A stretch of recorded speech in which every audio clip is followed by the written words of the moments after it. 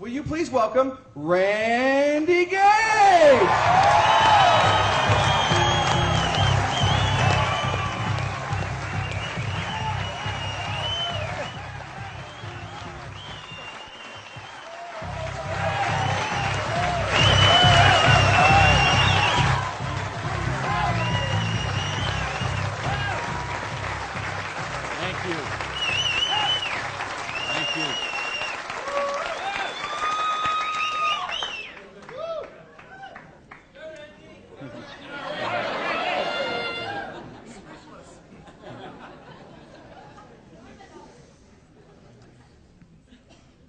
So what do you do when your dream dies?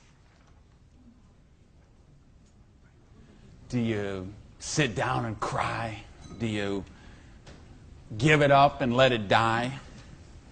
Or do you give it one more try? Let me tell you the way it worked for me.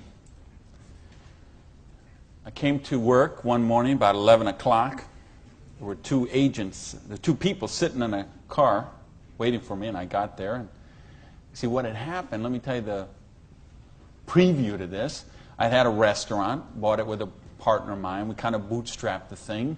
Didn't really have enough money to start it like we should have. And we tried to grow it as best we could, but we didn't pay the taxes, and we struggled by and borrowed from this account to that account and this account to that account. And eventually I bought him out, and I sent a letter to the IRS, who's the tax agency there in the States, and said, I'm the new owner here. We've had some problem with taxes. I want to make this right. Let's work out a payment plan. And I never heard anything for 3 months. So I sent a check in there. Here's a deposit, $1,000, good faith. Didn't hear anything for 3 months, so I sent another check, another letter. Never heard a thing for a couple of months until that morning. They're waiting on the car. You Mr. Gage? Yes. I'm Agent so-and-so. This is Agent so-and-so. We're here from the Internal Revenue Service. We have your letters here. We have your files here. And we know you have $15,000 in back taxes. So we need that money. There's a 100% penalty because they were not filed. So that's $30,000. And then there's the late fees and the interest payment and the this and the that. And we need $37,000 today, or we're going to seize your restaurant. So I was like, I must have left my checkbook at home. Right? And so I called my lawyer, I called my accountant, they all said the same thing. There's nothing you can do, Randy. You've got to work something out with these people. And I remember hiring a consultant who used to be an IRS agent, and she negotiated with him. She called me one day and she said, Randy, we're at the end of the road. The way they keep compliance is they have to set some examples sometimes, and you had a busy delivery business and they saw those cars going all the time with the signs on them, and they need to make examples, and they just want to make you an example. And so they auctioned off the place on the courthouse steps, $500,000 a year operation. They auctioned it off for $11,000. And I couldn't beg, borrow, or steal $11,000 to get it out of hock, so that was the end of my dream. And I remember driving along in the car that day, not even my car because I didn't have a car anymore. I remember driving along in my friend's car and crying in the car, thinking, I have to call my mother and tell her this. I have to tell my friends this. I was so ashamed. I was so humiliated. I didn't know what I could do. How was I going to tell people that I had lost my business? And between the $37,000 I owed those guys and then the money I owed for the vendors, whatever money I had left that day, I took and paid off the employees and said, this is the last check you're going to get, so do what you can with it. And that left me $55,000 US, $55,000 in debt. No house, no car, no credit cards, no job. And what do you do in a situation like that? Well, when you have your dream. And see, that was the biggest dream I had at that point in my life. Because as you heard from Ford, I'm a high school dropout. I started off as a dishwasher in a pancake house. And then I worked my way up to cook, and then I became a waiter, and then I was a manager trainee. And I thought, boy, if I could just be a restaurant manager, that would be, I could wear a tie, I'd go around with the coffee pot. How's your dinner this evening? Everything okay? You know, I thought, oh, this would be it. Until I got that job. And then I realized I worked 60, 70, sometimes 80 hours a week for a fixed salary. And, you know, and then I became like the problem store manager, and they sent me around to different cities whenever they had a store losing money. They would send me there, and it was my job there to go and be the turnaround guy. So I'd go in and work on the payroll, work on the food costs, the controllable expenses, make the thing profitable, and they'd send me somewhere else. I lived in 18 cities in 5 years.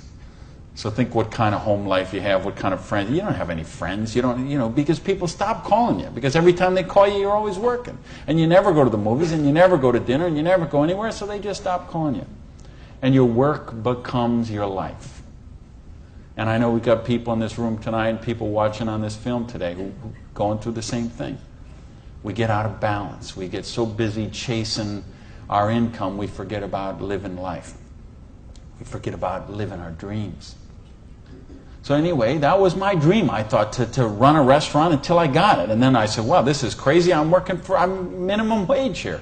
When I divide all these hours I'm working with what I'm doing, I know what I got to do. I need to own my own restaurant.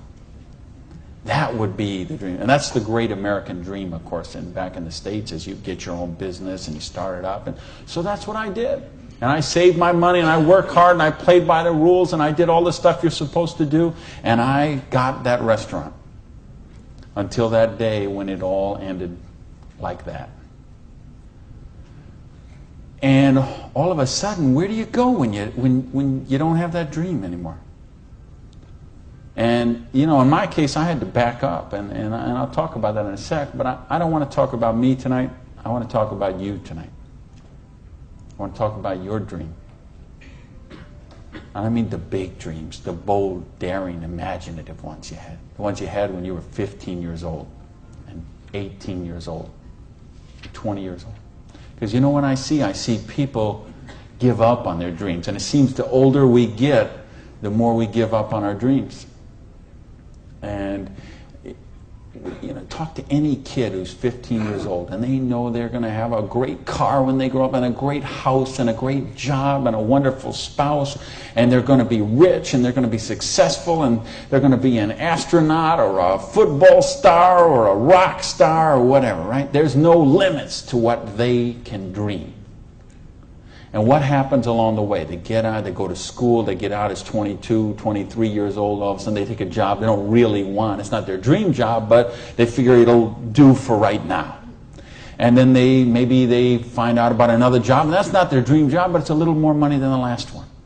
And they meet someone along the way, and all of a sudden there's two, and then there's a little baby on the way, and there's another baby, and then there's diapers and formula and braces and all of those kind of things. And all of a sudden they take another job that's 500 miles away, but again, it pays a few $1,000s more a year, so they take that job. And all of a sudden you're 35 years old, you're 45 years old, you're 55 years old, and you forgot about your dreams. That's what tonight is about. I know you heard it's a business opportunity. Nah, it's a dream opportunity. How to get your dreams back. I know this because I like sports cars. Some of you all know me. You know I got a car thing going on.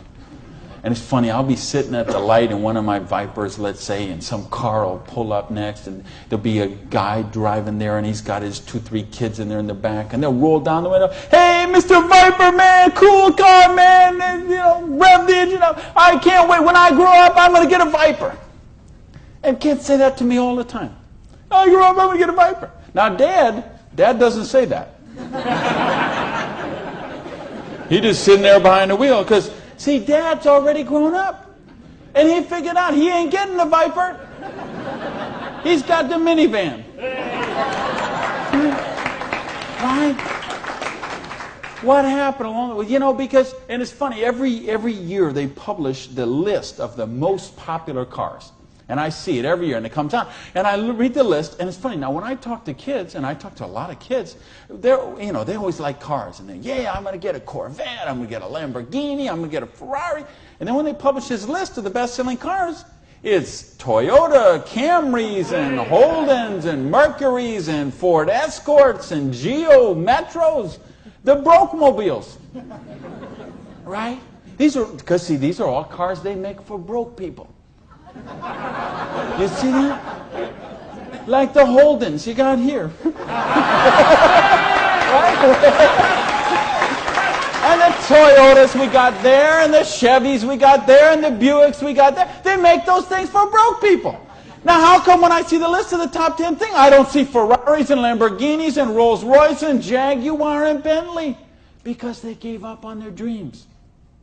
They said, well, this is the car we got. There's room for the car seat in the back, and we can afford the payments. And they settle for a car.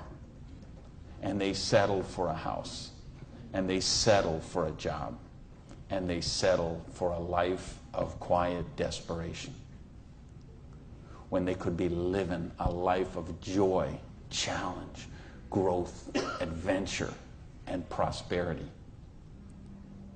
That's what tonight's about. I want you to think about, really, here's the challenge I would give you. I want you to think of 5 things you would do, have, or become if money was no object. I mean, really think about this, okay? You don't have to write it down. I just want you to think about it. But think about if you had Bill Gates' kind of money, if you had Larry Ellison's kind of money, if you were one of these .com billionaires, would you be driving the car you're driving right now that you got here today in?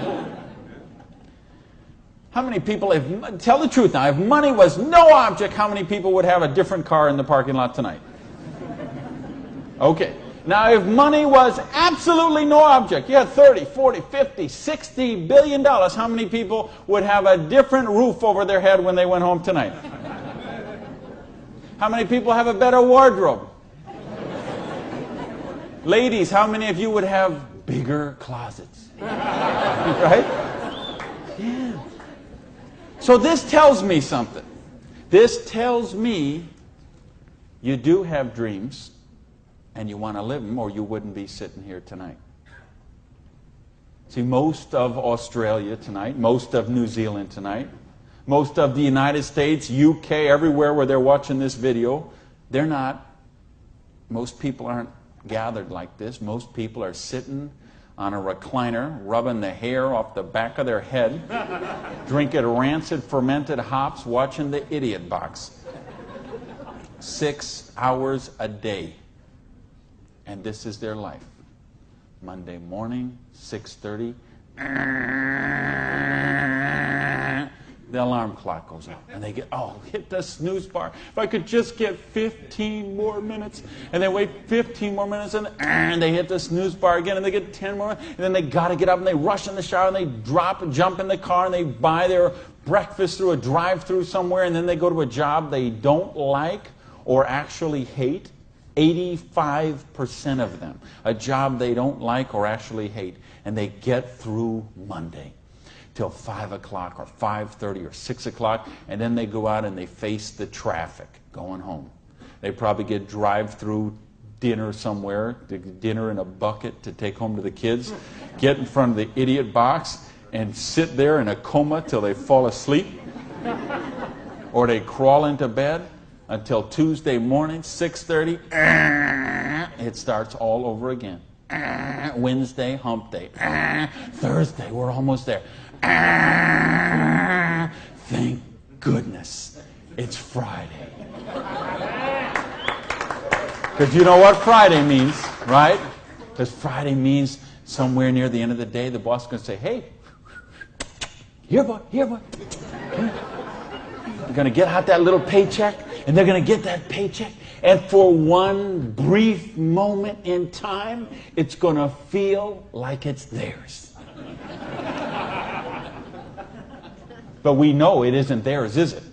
because they got all those little window envelopes from the credit card company just waiting for them. And that money is spent long before it ever got there. But for this one brief moment in time, it feels like theirs. So I don't know what they do here in Sydney, but I know what they do in the States. They go out to Pizza Hut. All right? So it's off to Pizza Hut for a deep dish, meat lovers, extra cheese, extra meat, but, Diet Pepsi because I'm trying to hold my weight, And off to the Pizza Hut, and then it's off to the neighborhood video store where they rent 3, 4, 5, 6, 8, even 10 videos to get them through the weekend. And they will spend their entire weekend sitting on that same recliner, rubbing that same hair off the back of that same head, drinking the same rancid fermented hops in a coma all weekend long, video after video after video, so they don't have to think about their life of quiet desperation until Monday morning, 6:30, when it starts all over again. This is life for a lot of people. This is life for millions of people. They're missing out on the real life. They're missing out on the real joy. And I don't want that for you. I didn't come 12,000 miles here to tell you what you want to hear. I came to tell you what I think you need to hear. We got a business here that offers you a chance with unlimited income potential. It's a business to help you be successful while you're helping other people reach success. You choose the hours you work. You pick the people you get to work with. I mean, do you know what a joy that is? Just to be able to pick the people instead of those slobs you're working with. Right? I mean, the tax advantages are extraordinary. The travel opportunity, if you're like me and you love to travel the world, the travel opportunities in this business are simply amazing. Okay? So what's it take to do the business? Well, it doesn't take a lot of money. This is a very low startup cost business. It doesn't take a lot of time. This is a business you can start in 7 to 10 hours a week. And what I'm going to share with you tonight is a 2 to 4 year plan. So you say, is this a get-rich-quick scheme? Yes, as a matter of fact, it is. Okay? Because anything that can get you rich in 2 to 4 years is a get-rich-quick scheme as far as I'm concerned. Because what are most people doing? They're doing the 45-year plan, which is they get a job around 20 years old. They work for 45 years at that dead-end job they don't like or actually hate and retire around 65 years old and try to live their golden years on half of what they couldn't get by on when they worked. Do you get that? You know, your retirement's about half of what, and I've been in all the country I've been in. I can't tell you how many different countries, and I've been in socialistic countries and free enterprise countries and everything in between, and I can tell you the retirement security, it's the same in all those places. Your golden years, if you're counting on the government to take care of you, if you're counting on pensions to take care of you, you're looking at living your golden years on 50% of what you can't get by on right now. So if your idea of your golden years is walking your poodle around the block, good luck to you. But if you think you're going to travel the world and go see your grandkids and live a wonderful life, a leisure, you better take a very good look at what we've got to show you tonight. Because you've got to control your own destiny. You've got to control your own income. You've got to control your own retirement security. And that's one of the biggest benefits of this business. So it's a 2 to 4 year plan, takes 7 to 10 hours a week. It doesn't take a lot of money. So what does it take? It takes the dream. Because if you don't have the dream, you'll never find the 7 to 10 hours a week. I can guarantee you that. You're busy. We're all busy. You're working, you're picking up the dry cleaning, you're making dinner, you're taking the kids to football practice, you're paying the bills, you got to sleep, you got to eat, all this. You're using 24 hours of every day already. So what's got to give? You've got to find a dream, something that will take you to this frame of mind where you will change the way you live, you will change the daily actions you take, and you will change your mindset for a 2 to 4 year period. So that alarm clock will go off at 6:30 in the morning. You'll get up, you'll have your breakfast, you go to work, you'll work 8 or 9 hours at your job, you'll get out of the job, you'll run somewhere, grab a bite to eat, and go somewhere and work for another 3 hours in the evening. When you could be home watching TV, when you could be with your kids, when you could be with your family, when you could be watching a football game or something else. But you will make a sacrifice. You will say, I will find the 7 to 10 hours a week for 2 to 4 years to build my freedom, to build my security, to build my independence. And don't tell me, ladies, well, I can't do that because of my kids. Let me tell you what I say to that. Don't use your kids as an excuse not to do the business. Use your kids as the reason to do the business. So you can raise your own kids instead of paying someone else to raise them for you. You know how many people drop their kids off at a daycare center at 7:30 in the morning and pick them up at 5 o'clock at night? Those poor kids couldn't pick their mother out of a police lineup.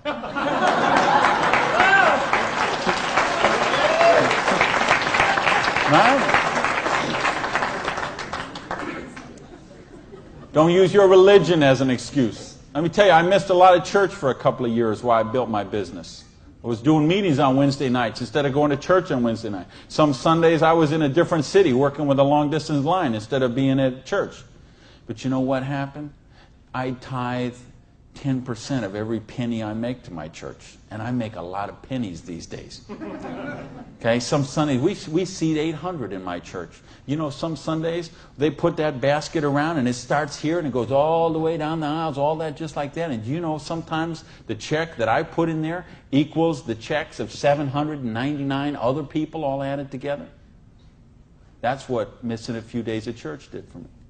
Gave me time to serve on the board of the church, 2 years as the president, a couple years more as the Blue Ribbon Committee. I've been able to contribute to the church. I've been able to teach a class on prosperity on that. See, I couldn't do that when I was broke. Do you really get that?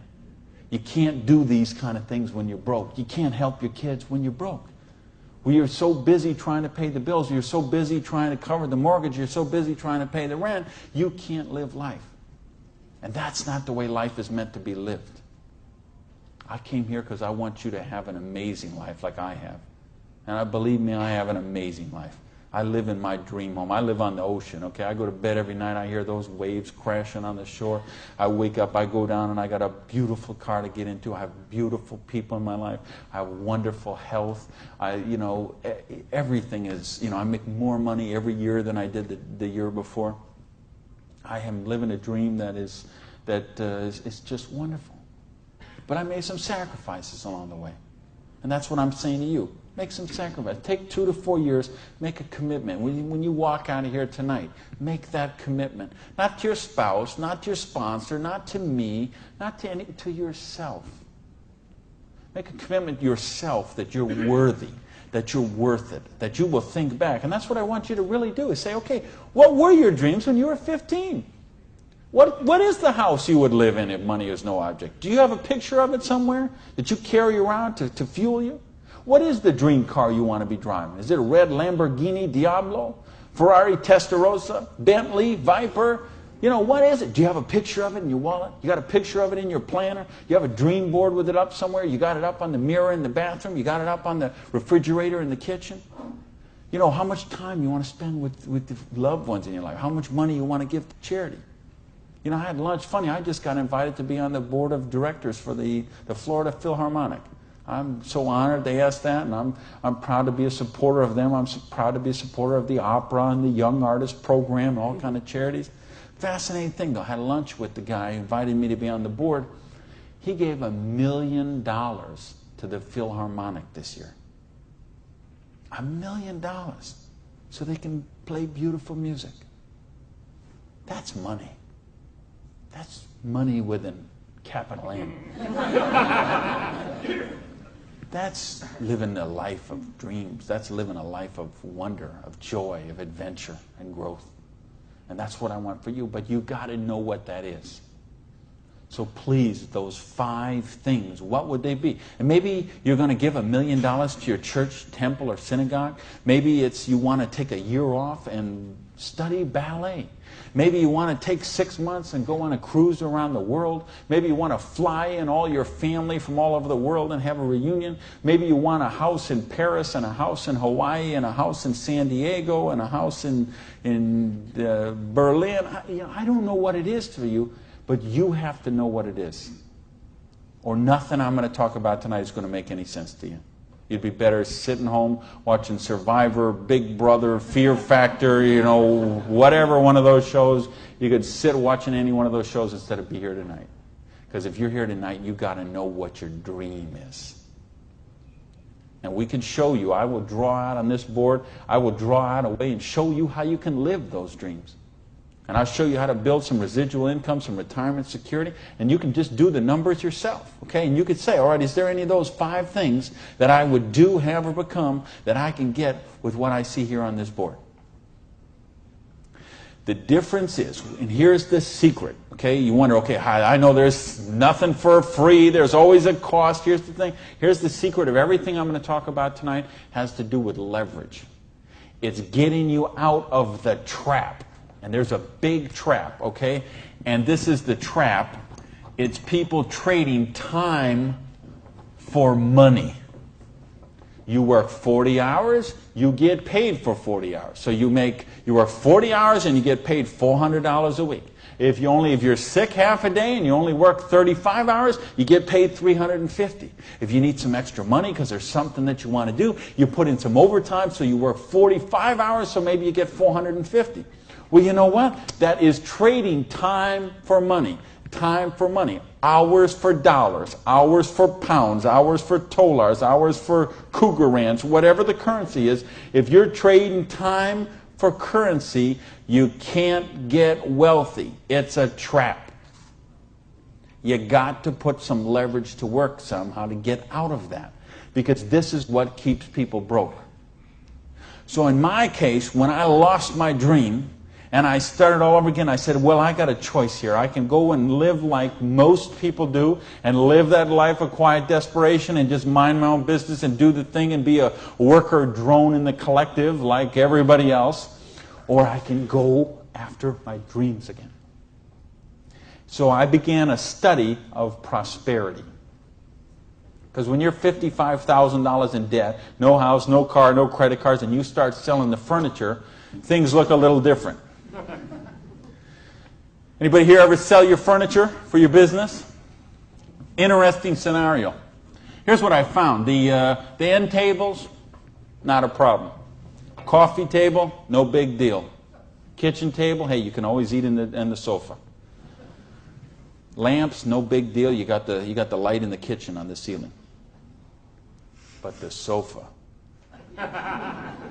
and the bed and the TV.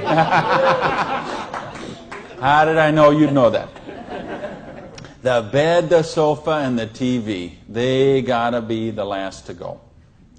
Because see, I don't know if you got it here, but what we have in the States, we have infomercials on all night long. So once midnight hits, these infomercials start, and they're all about how to make money.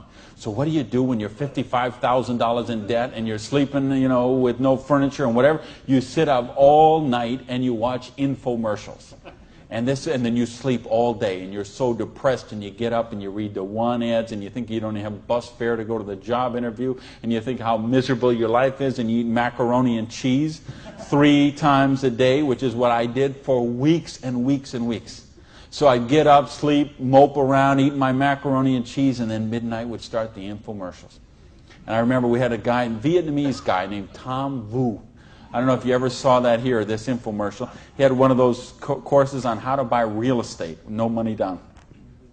So one night, it's 3 a.m., I'm sitting on the sofa. Tom Vu comes on. He says, "You, sitting on the sofa! You, it's 3 a.m.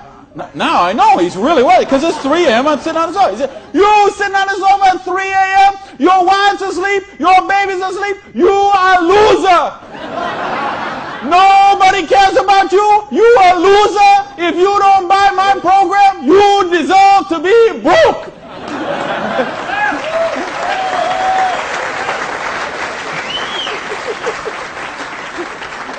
And I'm like, oh, if only I could afford this program. But of course, I didn't have the $199 or whatever it was. So, and eventually, of course, the sofa had to go, the bed had to go, and then the TV had to go.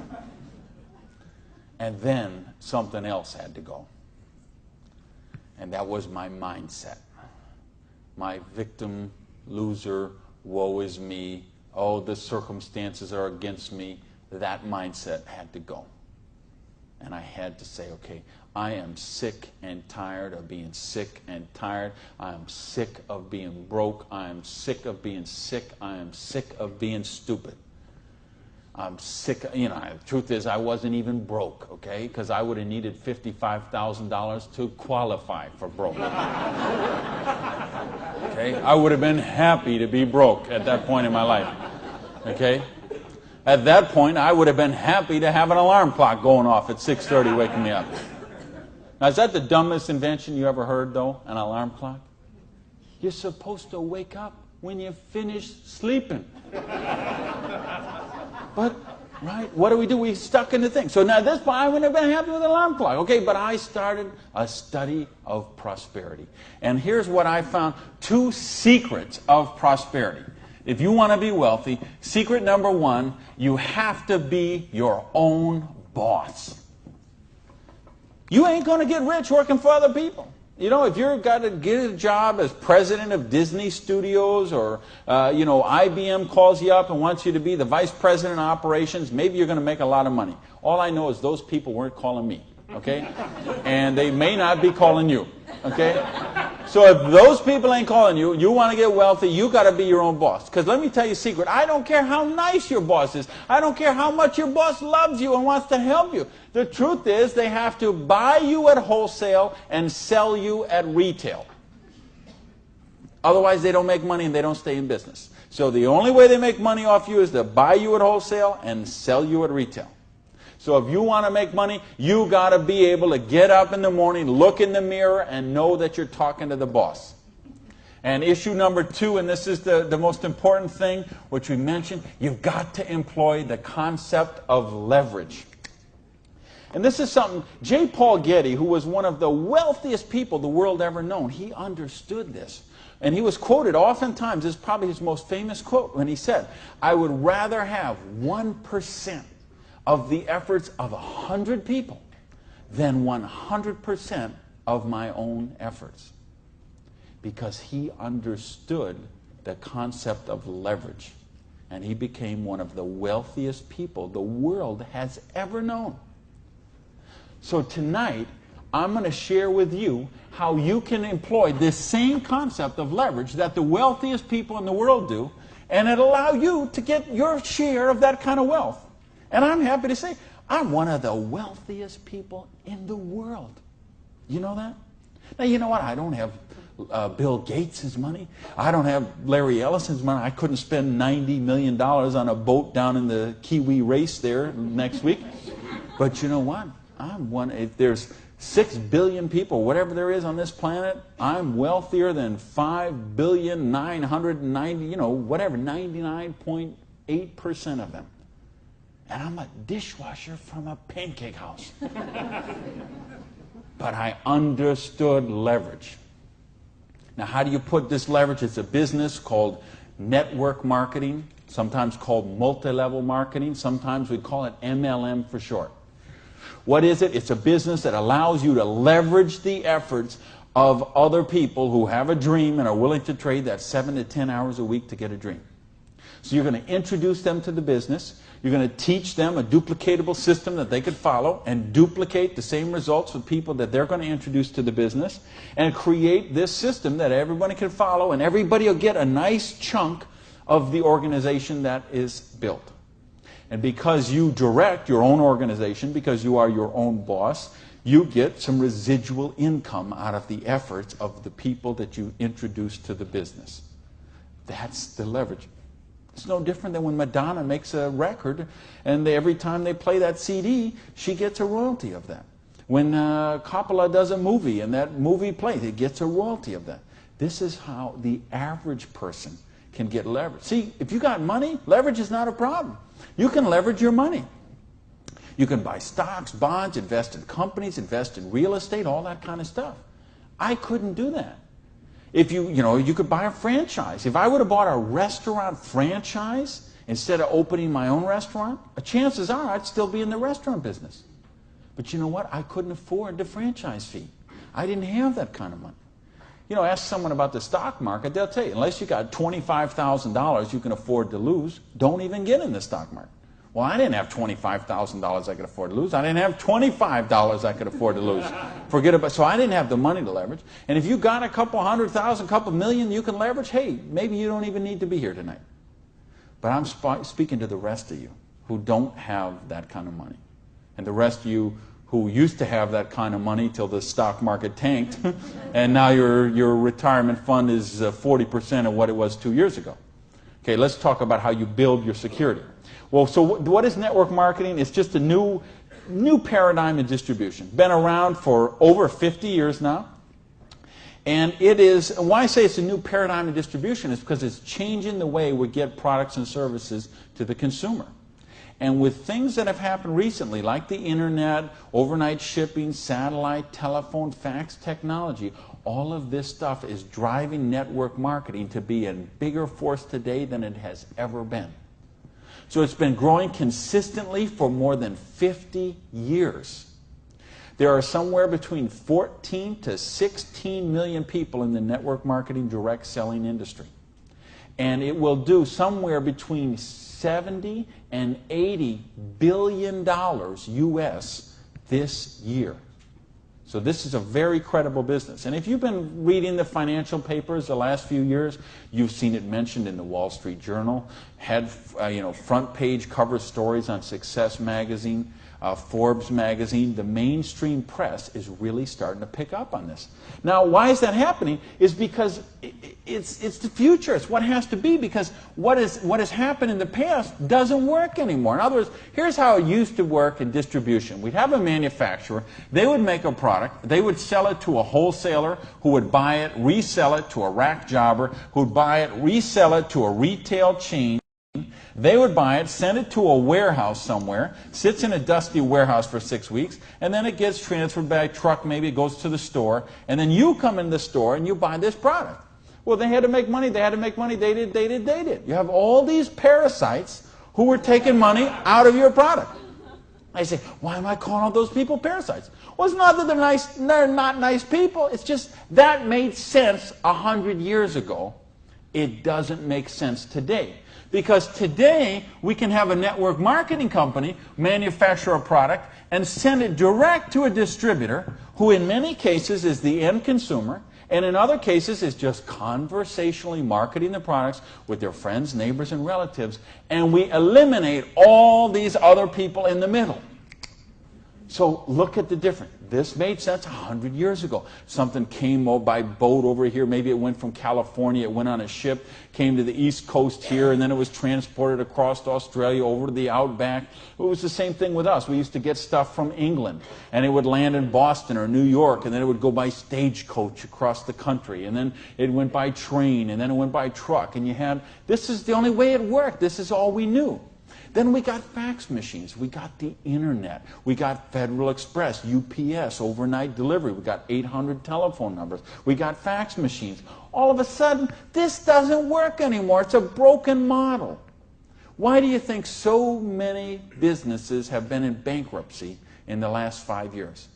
And I mean big name, 100, 200-year-old companies, retailing giants like Macy and Stalwarts that we would think have been around forever. They went into bankruptcy court. Why? Because they have a broken distribution model. This is the model of today. This is the model of the future. And with what we're doing now with internet and 800 numbers and ordering, this is going to get just bigger and bigger and bigger. So what this does is this allows you an opportunity to participate on a new paradigm in distribution. I want you to think when fortunes were made. They're made in revolutions. The agricultural revolution made a bunch of rich landowners. The industrial revolution made a bunch of rich factory owners and business owners. If you think of Carnegie, the steel, the Amoco people, the Standard Oil people, the Henry Ford and the Chryslers, and think of all the old money today. It all came from the families we know today. It came from the Industrial Revolution. So now we have the distribution revolution. So what this means is that 50 years, 75 years from now, there's going to be a meeting at a hotel somewhere in Sydney, Australia, and they're going to say, think about the old money today, the Gage money, the Hawkins money, your money, and say that was made in the distribution revolution. Because they saw the power of the internet, overnight shipping, fax machines, 800 number, and how to put all this together into the new paradigm of distribution. This is what we're in right now. And I believe the next 2 years is going to be the biggest years of growth in the history of the industry. And you could be a part of it. Well, your income 40 years from now is going to be present on what you do for the next 2 years. Now notice, we have all this money that got wasted before. Where did it go? Well, there's two places it goes. Number one, it goes to product research and development. And I'm going to talk about that in just a little bit. And the other place it goes is right here to you, the distributor. The people who actually get involved with the business. All this money that you, because see, sometimes you could go to the store, you could buy a box of cereal for $3.50. The actual cereal, the cost of that cereal might be 40 cents, 35 cents. What is all the rest of that money? It's all this wasted layers of distribution. So see, that isn't necessary anymore. So that money gets freed up, and because you are a pioneer of the industry, because you are somebody with a vision and a dream, and you're willing to trade the 7 to 10 hours a week to get the dream, you are going to cash in about that. I want to sketch out how the business really works, so you get an idea how the money takes place and how you can participate in that. I guess, is this? I think this is, I found the secret. You do it a little different here down under. All right, let's talk about how you make money in the business. You, not me, not them, you. How do you make money? Well, you got a dream. You're willing to trade 7 to 10 hours a week for 2 to 4 years to get your dream. So you sponsor in the business. Okay, you make that commitment. Your sponsor says, all right, I'm going to work with you, train with you. What we're going to do is we're going to help you identify, and I'll use this as an example, 6 people who you know who have a dream and would be willing to trade 7 to 10 hours a week to get the dream. Fair enough? Everybody follow me so far? Everybody follow me so far? All right, just making sure you're not nodding off over there. All right, now let's suppose that everybody involved in the business produces a volume this first month that you get involved in the business of $100. Now notice I didn't say $1,000 or $10,000 or $100,000. I said just $100. Why? Because I want to show you this is very simple, very duplicatable, very doable for everyone. The secret of this business is leverage. We have a lot of people doing a little bit, just 7 to 10 hours a week. So now if you and each of the 6 people you introduce into the business produce a volume of $100 the first month, you'd have $700 worth of volume in your organization, right? Now, we have a lot of different companies represented here tonight. There's all kind of different pay plans. But I think you're going to find, as an average, what you're going to see in the business is you can make about 10% of what your organization does in volume. So if you had 6 people plus yourself, everybody did $100, you'd have $700 volume, so you'd make $70 your first month in the business. Now you say, come on, Gage, you brought me here for $70 a month. I can't even wash my Lamborghini for $70 a month. I understand. But see, believe me, I understand. I know what it's like to keep cars clean. But this is just month number 1. And how much, if you're a doctor, and by the way, if you're a doctor, if you're a lawyer, if you're an accountant, you know what plan you work under? Trading time for money. Just like the bus boy at the Denny's restaurant, the doctor, the lawyer, the accountant, trading hours for dollars, same thing. So how much did you make when you learned to be an accountant? You probably went to school for 10 years. Well, you learned to be a nurse, when you learned to be a doctor, when you learned to be a lawyer. Think how many. You didn't make anything. So don't be crying about your lousy $70 here, okay? Because you're learning the business. Because look what happens next. Now, the second month, we're going to say, we're going to help you help your people. We're going to teach you that duplicatable system to teach your people. And we're going to have them, now we're going to say they're not quite as bright as you are, okay? They didn't quite get this as good as you did. So they each got 5 people that they're introducing to the business, all right? Now, of course, it will not work out exactly this way, because I know some of you accountants there are sitting there thinking, okay, this guy might only get 4. Don't worry about that. I'm just making an example. So you got the 6, and this 6 each got the 5. Well, that would put 30 new people in your organization. Plus, you still have the 6, plus you got you. So now, the second month, you'd have 37 people, each doing $100. How much would that be? $3,700, right? So 10% of that would be how much? $370. Now you say, okay, $370 is a nice little pin money, but it still isn't going to buy my Lamborghini. I understand that. But that's just month number 2. Because all of a sudden, look what happens. There's 36 other people who are, now they're not working for you, they're working for themselves. So they're not calling in sick, they're not stealing paper clips to take home, okay, none of this stuff. They're all working for themselves, right? Now, what happens when we duplicate the process? And we say, now we're going to teach them how to teach their people. And you say, well, how do you do that? We've got a complete step-by-step duplicatable system to show you how to do that. You're going to teach your people how to teach their people. So we say, what if those 5 each just got 4? Now, why I'm doing this? Because I want to be really, really conservative. If I showed you what could really happen, I'm afraid you might swallow your teeth. So I'm going to be very conservative. So now if the 30 people each just got 4 people, now we'd have 120 new people in the organization. They don't work for you, they work for themselves, 7 to 10 hours a week, they're building a dream. 120 plus the 30 plus the 6 plus you, that's 157 people. Everybody just doing, not 1,000 a month, not 10,000 a month, not 100 lousy dollars a month does $15,700 income or volume, which means your income for month number 3 would be $1,570. Now, all of a sudden, we have a little money, we could play with something. We could do something with $1,500 a month. Do you know how many bankruptcies would be avoided with $1,500 a month? I would make a bet to say of all the personal bankruptcies, and there's been a record year for personal bankruptcies the last 6 or 7 years in a row. Every single year has broke the record from the year before. And I had someone very close to me did this just a couple of years ago.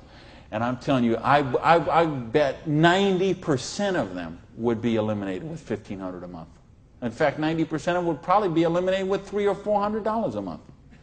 Just this much, the $370 a month, would help most people that they could just start paying down their credit cards instead of paying those minimum balances every month. By the way, do you know how long it takes to pay off your credit card if you're paying the minimum balance every month? 10 years? 20 years? 30 years? 40 years. That's how long it takes. So if you're paying the minimum payment every month, get happy, because in 2042, you're all paid off. All right, now we're going to go down one more level. Now we're going to say, what if the 4 people each just work with 3 people? Now again, everybody's not going to do it this way. Some are going to do it more, some are going to do it less, but I just want you to see how it works. Now the 120 people each do 3 people. That give us 360 people, plus the 120, plus the 30, plus the 6. This comes to how many? Somebody help me. I'm a high school dropout. 500 and something. 517, is that right? Who's here? Somebody good in math? So 517 times 100 is $51,700 volume in your little business that you got no employees, no office, no overhead. You're running this from your kitchen table or your spare bedroom or your hallway or your closet. And you're doing $50,000 volume a month. Do you understand? We can leave this hotel. We can go down the street, Elizabeth Street. We can go onto Oxford Street. We can go to Liverpool. And we can find shop after shop, beauty salon after beauty salon, store after store, dry cleaner that are not doing $50,000 volume a month. And you're doing it out of a part-time business 7 to 10 hours a week. Why? Because you're using leverage. Do you get this? Yes! Because, I mean, do you really, really get this? Yes! Because, let me tell you a secret. If you get this, you're not going to sleep very well tonight. Believe me, I have spent many a night just laying on the pillow, looking at the ceiling, and seeing 6 get to 5, get to 4, get to 3. Okay? If you understand this, now we're talking $5,170 a month. Now, you know what? I did that in 4 months. It said 1, 2, 3. What if you didn't do that in 4 months? What if it took you 6 months? What if it took you 10 months? What if it took you 2 years? I told you it's a 2 to 4 year plan. Okay? And I know what some of you are thinking. All right, but what about if this guy here drops out? We got it handled. Okay? We have a thing called dynamic compression, and so we know when someone drops out, we eliminate their volume, we move up the next qualified person, and the whole organization moves up. So we got that covered too. Okay? So, but what if you didn't do this in 6 months? What if you didn't do it in 10 months? What if it took you 2 years? Would it be worth trading 7 to 10 hours a week for 2 years to have an extra $5,170 a month? Yes or no? Hello!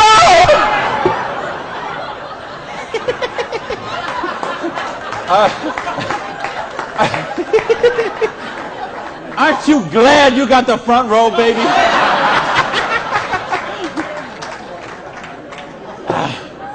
Now, let me get some more water here. And let me ask the question again. Would it be worth trading 7 to 10 hours a week for 2 to 4 years to get an extra $5,170 a month? Yeah! All right. Thank you. That's a little better. That's what I'm talking about. When you get this, when you really get this, you're not going to sleep tonight. Because you see how a dishwasher from a pancake house could become a multimillionaire. You see how a farmer's wife from Utah could make $80,000 US a month. You see how a woman with 2 kids and an abusive husband could leave her husband and become a multimillionaire. You see how people on welfare can build complete financial independence. And they can do it with integrity. They can do it with honor. They can do it with helping other people, giving value, contributing. That's what we got to offer here. So see, now you say, okay, all that sounds good. It looks good, but what's the problem? What is the $100? Well, I told you, remember that whole distribution model? We have all of that money that used to get wasted. Now that goes into product research and development. You will see some of the most cutting-edge, state-of-the-art products in network marketing that you won't see anywhere else in the world today. Some of the best scientific breakthroughs, some of the best health breakthroughs, some of the best wellness breakthroughs, medicine breakthroughs, herbal breakthroughs have been personal care products, environmentally non-toxic, natural products. Some of the most breakthrough products in all of those categories have been brought to the marketplace because of network marketing, because they have the time, the money, the research, the resources to do that kind of research. So what I'm going to ask you is, if you're here, you're looking at this for the first time tonight, if you're on the video and you're seeing this for the first time tonight, you have a conversation with the person who invited you here. Have a conversation with the person who asked you to watch the video. And they will give you a catalog. They'll give you some brochures. They might have some tapes, some videos, some other things, and you'll find out about these products. What I want you to see tonight, right now, is the big picture. how the distribution model works, because this is how fortunes are made. People who recognize new paradigms become pioneers in those paradigms, and they reach the reward for generations sometimes. So the products are there. Next question is, say, what about the support? I don't know anything about this business. I've never done it before. How can I do the business? Well, that's what the system, we keep talking about a system. In other words, we've got a system where we're going to teach you how to do the business, and we're going to teach you how to do the business while you actually do the business. That's why we've got this presentation up on the internet. That's why we have this meeting in this hotel here tonight. You have a sponsorship line. So you see, a lot of people say, well, I don't want to be this guy here. I want to be this guy right at the top, because look at all these people he's got under him. Well, you know what? This guy or this gal down here, this person and this person and this person and this person, and all the way up to the company, all those people work for that person for free. Because every one of those people have a vested interest in their business. So you want to have 150 people between you and the company, because they all work for you. So they will go with you, and they will do two-on-ones with you. They will go to your prospects and sit down at a coffee shop and bring a notepad and explain the business to them. They'll conduct meetings like this where you can bring your people and let them see what the business is about. They'll bring in speakers from all over the country and sometimes all over the world. So your prospects can see and meet and learn from some of the most successful people in the business. There's conference calls, there's monthly newsletters, there's regional trainings, there's company conventions, there's audios and videos and brochures and booklets and catalogs. There is just hundreds of little tiny things that are all designed for one particular goal in mind: to make you successful. See, you are in business for yourself, but you're not in business by yourself, because you have that whole support network of people to help you build the business. So, and that don't happen when you open up your own, and you know this, most of you in this room, you know, if you've ever been in the restaurant business, like I have, you know what I'm talking about. If you own a beauty salon, you know, if you own a little store or a shop, you know you don't own the business owns you. And you know, if you work for someone else, you're never going to get wealthy that way. So what we've got tonight is a model that lets you work for yourself, but not by yourself, and it gives you the option to build your future. Now, I want to give you 3 options. If you're thinking about the business, I want to suggest 3 things to you. Option number 1 is you say to me, you know what, Randy, that sounds good, it looks good, but you know what, I'm one of the 1/2 of 1%. I love my job, and I get paid exactly what I'm worth. Well, you know what? If that's you, I don't know how you still made it this far in the room tonight. But if you did, thanks for staying. And then we'd love to have you as a customer. Okay? And what I'd ask you to do is to talk to the person who invited you tonight and ask them about the preferred customer program. Because I told you, we've got some of the most cutting-edge, state-of-the-art products that you're going to find anywhere. And the difference is, if someone in this room or someone who asked you to watch this video told you about them, they will become your personal customer service representative. So you're not calling some 800 line that you never met, or sending things off and going into a store and standing around for 20 minutes trying to get someone to wait on you. You're going to have the personal attention of somebody who knows you and cares about you and will look after your needs personally. Now, option number 2 is what we call the small business. You say, you know what, Randy, this sounds good. I like the idea of being my own boss, and I like the idea, or maybe you're looking at a nutrition company and you say, well, I'm a chiropractor, massage therapist, an iridologist, or physical therapist, and I want to sell this stuff to my clients. Or maybe you're being presented to a personal products company and you own a spa or a gym or salon and you think you could sell them there. Or maybe it's a cleaning product stuff and you've got a cleaning service and you could sell them to your clients. Well, if you're looking to just kind of use the products yourself, buy them at wholesale, and then conversationally market them to your friends, neighbors, and relatives, that's a small business. And if you want to make a couple $100 to a couple $1,000 a month, the small business option would be the one for you. Now, there's one more option, and that's the big business option. Okay? And that's the stuff that we're talking about right now. meaning you're not looking just to retail a couple products to a friend. You want to build complete financial independence. You got a dream. You're willing to trade that 7 to 10 hours a week to get the dream, and you're willing to do a 2 to 4 year plan, and you want to work to build that dream. You want to build an organization like this. That's the big business option. If you're looking for financial independence, then that's the option for you.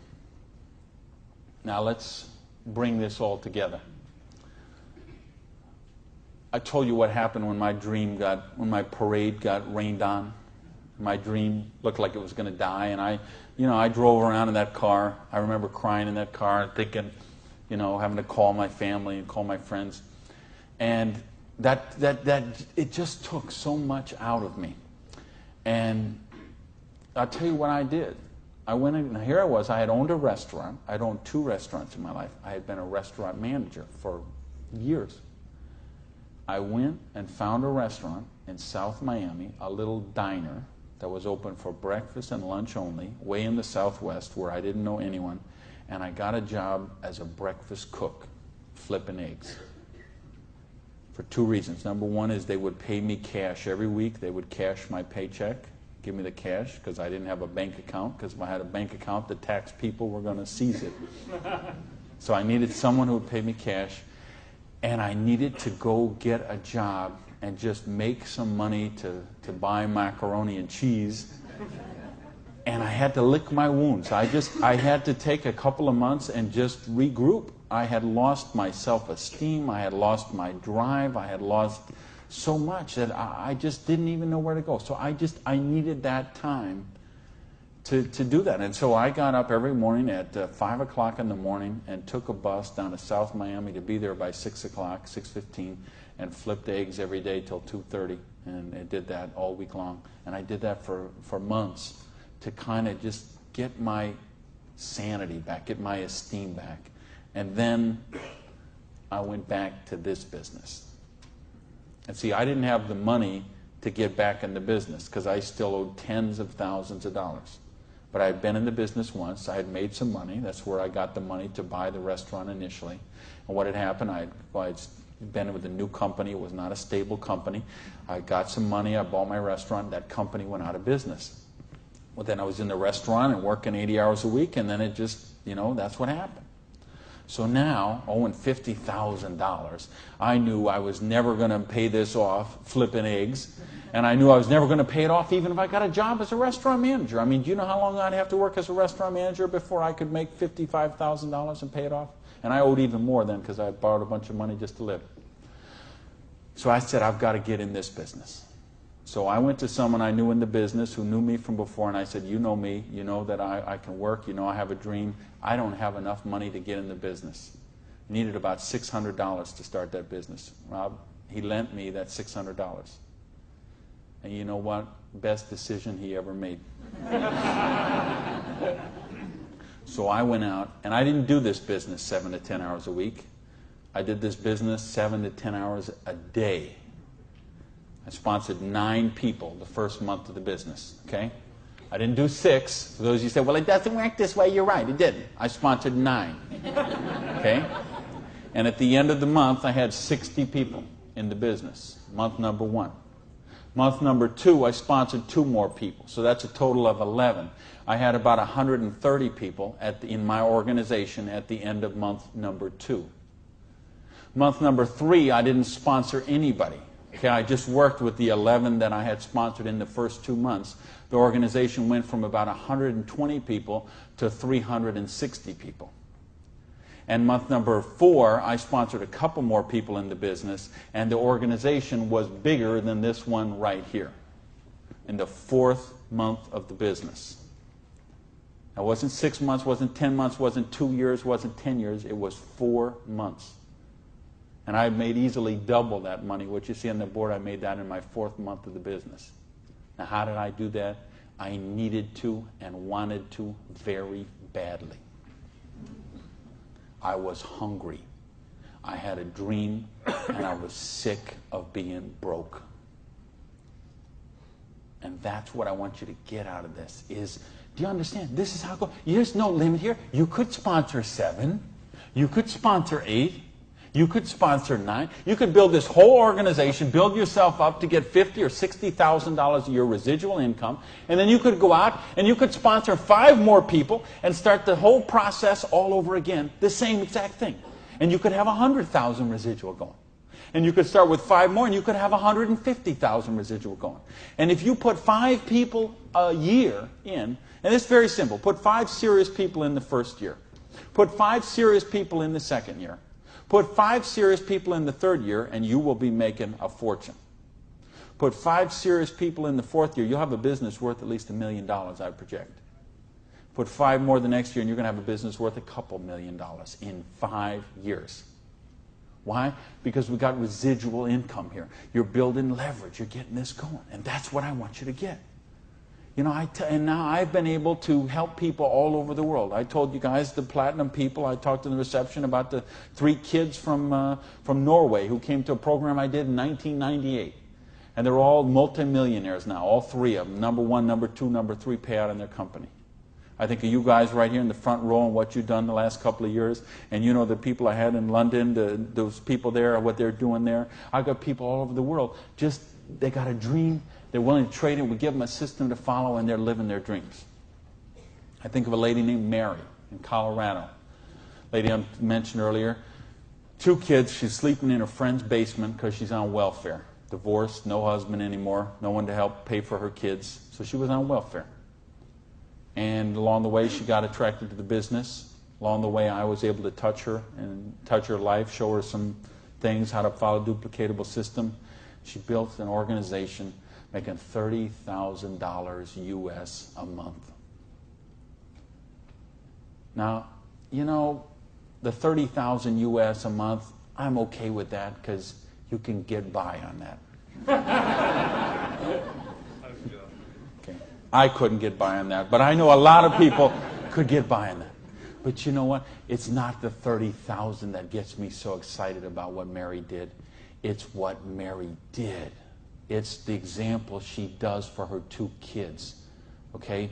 It isn't just the money. It's what, I mean, do you know what that means to those kids to see this woman who was on welfare and just desolate and nowhere to turn, and you meet her today and she is so well dressed and positive in her esteem, and she's so confident, and she is modeling this behavior and setting such an example for her kids. This is how you raise good kids, is you show them how to be successful yourself. You don't tell them grow up and get an education, grow up and be successful, grow up and make money. You model the behavior for them. Jan Rue, who a lot of you know, I've done programs with Jan. Here's a lady, same thing, abusive husband, divorced, 3 kids, I think, became the #1 payout in her company. Why? Because she had a dream, and she was willing to trade that 7 to 10 hours a week to get a dream. And we've got the model here where you can do that. There is no limit to what you can do. But I don't want to talk about my story anymore. I don't want to talk about Jan's story. I don't want to talk about Mary's story. I don't want to talk about Orion's story. I want to talk about your story. I don't want to talk about my dreams, Jan's dreams. I want to talk about your dreams. You know, go back to where we said earlier. Is there, did this kind of thing, if you did this in 6 months, a year, 2 years, is there something on your list of 5 things you do have or become you could do with the down payment, with what we're talking about there? And if not, how big is your dream? How are you willing to pay the price? Are you willing to live your dreams? Because if you are, we've got the business that will allow you to do that. So I got a couple questions for you, and then I'm out of here. I'm looking for 1-word answers. Question number 1. Do you believe you're really worthy of success? Yes! Question number 2. Are you really willing to live your dreams? Yes! Baby! And question number 3, the last question, and I'm looking for a 1-word answer once again, and you better blow the roof off this joint, because that's it, and I'm out of here. Because all of this, all of these numbers, all these things, it all goes back to this one circle. These are not circles. Every one of these represents a person, and this circle right here represents you. And this thing only works if you believe in you. If you believe you are worthy, if you believe you have a dream, if you're worth that dream, if you're willing to trade that 7 to 10 hours a week to live that dream, if you're willing to not let your dream die. You're not willing to sit down and cry, even if you have to sit down. I had to sit down and cry. But you're not willing to give up and let it die. You promise yourself, you make yourself, you commit to yourself to give it one more try. So the last question I'm asking you is based on everything we've talked about tonight, everything you know about this business now, everything you know about the person who invited you, everything you know about you and what you are and what your dreams are. I need to know, are you willing to give it one more try? Yes! Thank you. Good night, everybody.